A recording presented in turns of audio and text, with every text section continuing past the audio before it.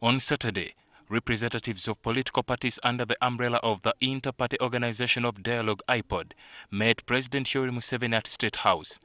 He called for tough action against electoral violence and the monetization of politics, which he said were major impediments to democracy. However, representatives of the largest opposition parties, FDC and DP, didn't attend the meeting. The president promised more commitment to dialogue, especially to check electoral violence. However, some opposition parties have reservations about this commitment and wonder why the president appears to have renewed commitment to the IPOD process, something he has given a cold shoulder for many years. So we said we will no longer participate in IPOD meetings when the NRM does not bring its leader. So eventually, I think the IPOD spoke to Museveni, and instead of convening a meeting of IPOD, Museveni chose to host the IPOD as if he was hosting an organ of NRM. For us, Mr. Museveni must come to IPOD meetings as NRM chairman. To the contrary, I think this time, from what I hear, is that the president is very much interested in the dialogues. He is realizing that this is the time for us to grow multipartism.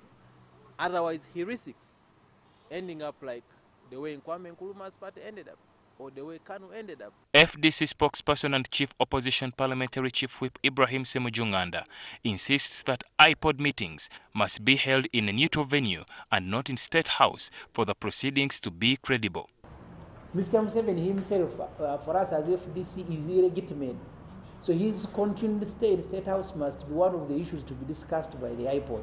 In fact, when we are briefed by our colleagues to do the agenda, Museveni as a person and Museveni as a leader must be part of what we are going to discuss in those IPOD meetings. I am not saying State House is bad. It's a government entity. But for party business, we are safer dealing with the neutral venue or the national headquarters of each political party.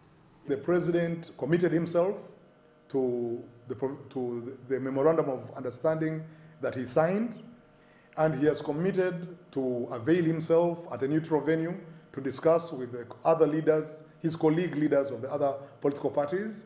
Makerere University Political Science Don Dr. Sabiti Makara urges that the supremacy of people's power, as stated in Article 1 of the Constitution, should be given priority during the IPOD meeting slated for 12th December. People's power sometimes is usurped by a few people who assume that they represent the people, and then the people are relegated. I think this is going to be #1 discussion. Where are the people? Where is people's sovereignty?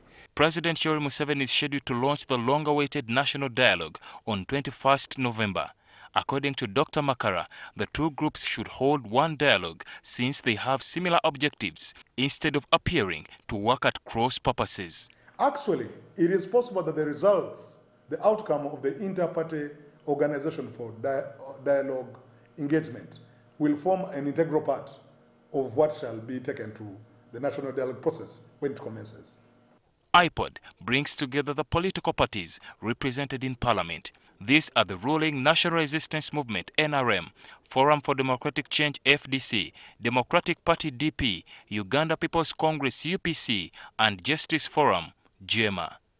Ali Mivule, NTV.